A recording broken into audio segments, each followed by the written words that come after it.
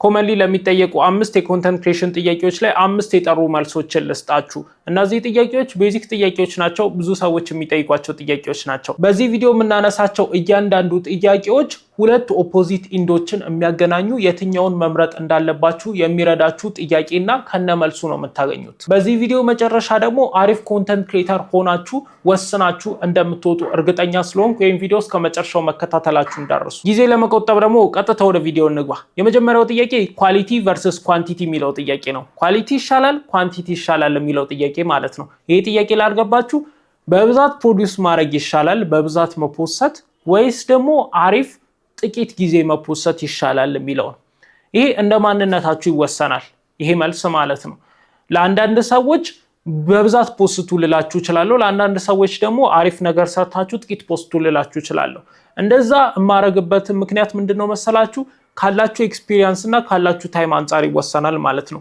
በብዛት ፖስቱ ምላችሁ ያላችሁ ታይም ትንሽ ከሆነና ኤክስፒሪየንስ ከሌላችሁ ኮንተንት ክሬተር ለመሆን የሚያስፈልገው ብዙም ልምዱ ከሌላችሁ በብዛት ፖስቱ ላችኋለሁ። ምክንያቱም ጥቂት ፖስታችሁ ጥቂት የሆነ ሪዛልት ነው የምታገኙት። ምክንያቱም ልምድ የላችሁም። ጥቂት የምትፖስቱት አሪፍ ሊሆን አይችልም። ስለዚህ በብዛት በመፖሰት አሪፍ ኮንተንት እስክሰሩ ድረስ መቆየት አለባችሁ። ኳሊቲን ፎከስ አድርጋችሁ ፖስቱ፣ ማለትም ጥራት ያላቸው ጥቂት ፖስቶችን ፖስቱ ምላችሁ ደግሞ ኤክስፒሪየንስ ካላችሁና አንዳንዴ ደግሞ ሰፊ ጊዜ የምታገኙ ከሆነ እንደዛ አርጉላችኋለሁ ማለት ነው። ሰፊ ጊዜ በምታገኙበት ጊዜ ያላችሁን ልምድ ተጠቅማችሁ ምርጥ የሚባል ቪዲዮ ሶሻል ሚዲያ ላይ ታይቶ የማይታወቅ እናንተን የሚያስመሰግን እናንተ የሚያስጠራ ቪዲዮ ትሰራላችሁ። ያኔ ፐርፎርም ያደርጋል። ስለዚህ ልምድ ከሌላችሁ እና ያላችሁ ጊዜ በየቀኑ ጥቂት ሰዓት ከሆነ በብዛት ፖስቱ፣ ባለችዋ ሰዓት ብዙ ነገሮችን ፕሮዲውስ ለማድረግ ማለት ነው። ነገር ግን አንዳንዴ ሰፊ ጊዜ የሚኖራችሁ ከሆነና ልምድ ያላችሁ ሰዎች ፕሮፌሽናሎች ከሆናችሁ ኳሊቲ የሆኑ ጥቂት ፖስቶችን ፖስቱ። ሁለቱም ተመሳሳይ ሪዛልት ነው የሚኖራቸው። ይሄኛው ብዙም ፐርፎርም የሚያደርጉ ብዙ ኮንተንቶችን ይለቃል፣ ይሄኛው ደግሞ አሪፍ ፐርፎርም የሚያደርጉ ጥቂት ኮንተንቶችን ይለቃል። ሁለቱም ኦቨር ታይም የሚያወጡትን ኢነርጂና ጊዜ ገንዘብ ስታስቡት ተመሳሳይ ነው የሚሆነው። ሁለቱም የሚያገኙትም ሪዛልት ተመሳሳይ ነው። ስለዚህ ሁለቱም ጋር ችግር የለብኝም።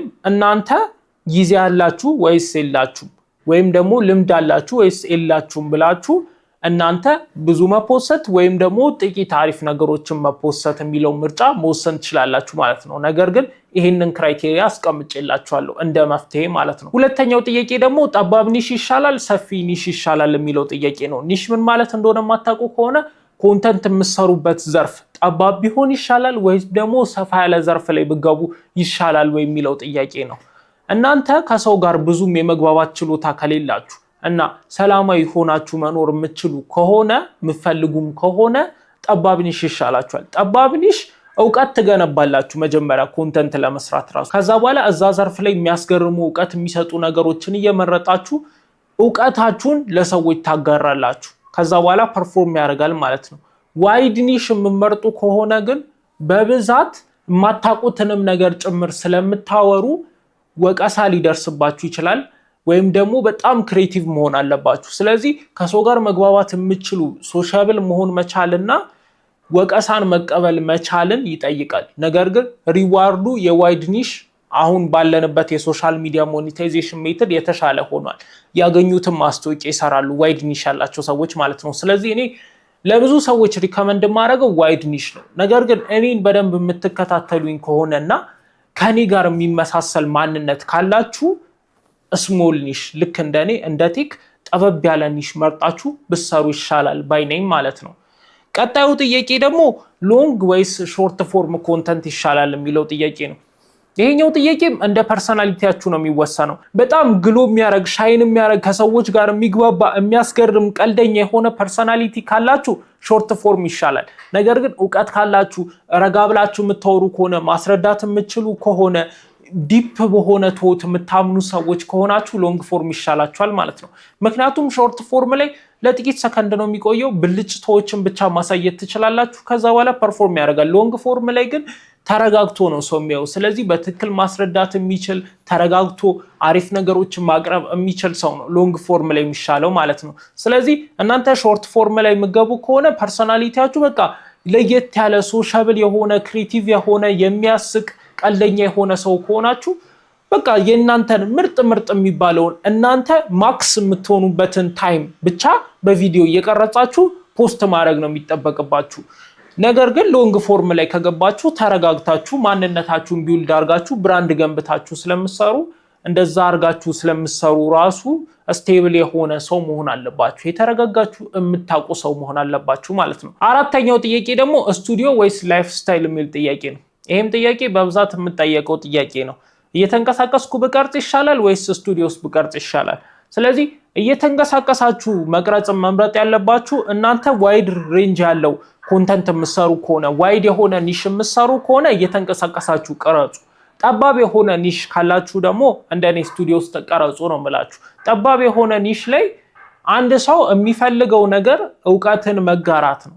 ስለዚህ እውቀትን መጋራት የሚፈልግ ከሆነ ደግሞ እውቀት በምታጋሩበት ጊዜ ቦሪንግ ነገሮች ሊፈጠሩ ስለሚችሉ ቦሪንግ እንዳይሆን የሚያምር ቪዥዋል ተሰጡታላችሁ እንደዚህ አይነት ስቱዲዮ ውስጥ አስቀምጣችሁ ማለት ነው።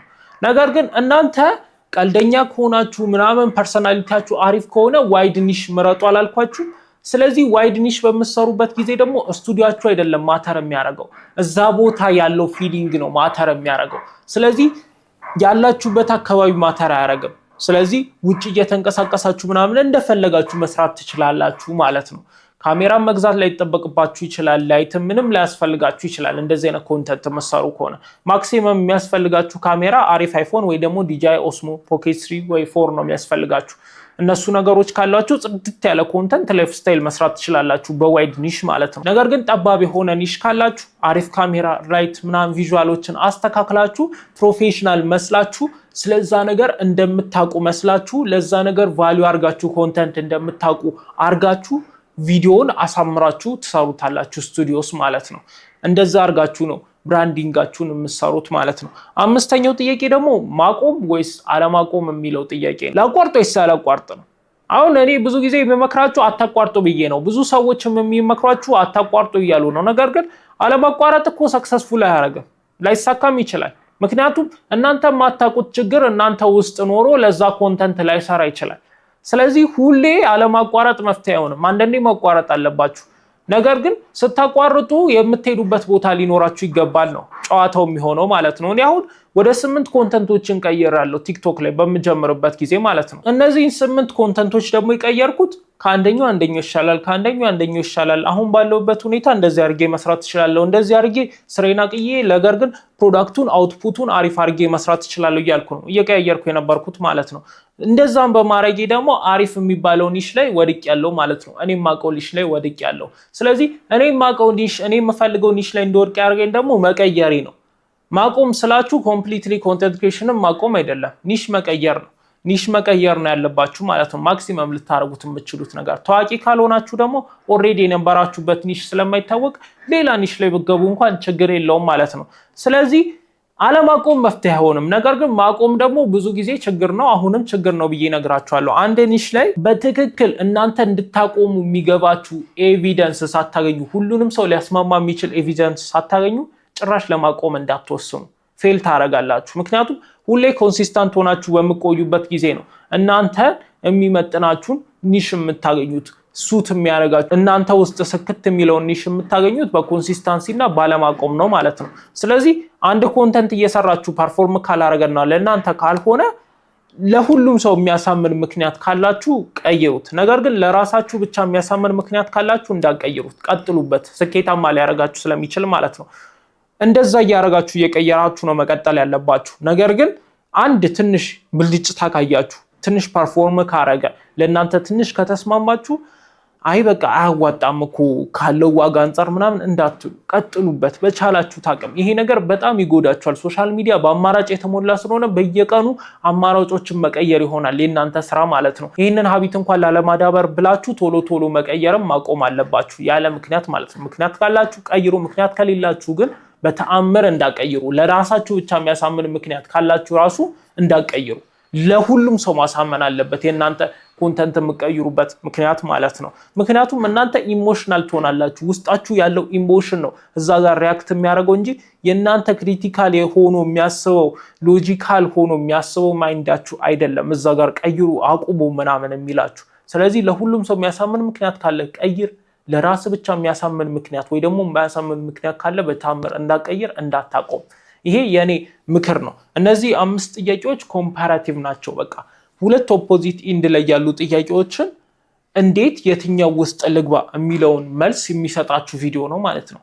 በዚህ ቪዲዮ አትሊስት ምን አይነት ኮንተንት መስራት እንዳለባችሁ፣ ብዛት ወይስ ጥራት ኮንተንት መስራት እንዳለባችሁ ታውቁታላችሁ በመጀመሪያው ጥያቄ። በሁለተኛው ጥያቄ ደግሞ ሰፊ ኒሽ ያለው ወይስ ደግሞ ጠባብ ኒሽ ያለው ኮንተንት ውስጥ ልግባ የሚለውን መልስ ታገኛላችሁ። በሶስተኛው ጥያቄ ደግሞ ረጅም ወይስ አጭር ቪዲዮ ልስራ የሚለውን ጥያቄ ታገኛላችሁ። በአራተኛው ጥያቄ ደግሞ ስቱዲዮ ውስጥ ወይ ደግሞ ላይፍ ስታይል እየዞርኩ ልቅረጽ ለሚለው ጥያቄ መልስ ታገኛላችሁ። በአምስተኛው ደግሞ ላቁም ወይስ አላቁም ለሚለው መልስ ታገኛላችሁ ማለት ነው። ለነዚህ ሁላ ነገሮች በዚች አጭር 10 ደቂቃ በማትሆን ቪዲዮ ውስጥ መልስ አገኛችሁ ማለት ነው። ስለዚህ ኮንተንት ክሬሽንን ነገ መጀመር ትችላላችሁ። እኔን ለማታውቁኝ ደግሞ ቅዱስ ጎሳ ይባላለሁ። እዚህ ዩቲዩብ ላይ ኮንተንት ክሬሽን እያስተማርኩ በሳምንት 2 ቪዲዮ የኮንተንት ክሬሽን ቱቶሪያሎችን መለቅላችሁ ሲሆን አሪፍ የኮንተንት ክሬሽን ኮሚኒቲዎችን እየገነባን ነው። አሁን 8100 ሰብስክራይበር ደርሰናል። 8100 ሰብስክራይበር ሳይሆኑ ኮንተንት ክሬተሮች ስለሆኑ እናንተም ኮንተንት ክሬተር መሆን የምትፈልጉ ከሆነ ወይ ደግሞ ኮንተንት ክሬተር ከሆናችሁ እውቀታችሁን ያሳድግላችኋል፣ ይጨምርላችኋል፣ ብራንዳችሁን እንድገነቡ ስለሚያገዛችሁ በተጨማሪም ኦንላይን ስራዎችን አዳዲስ ስራዎችን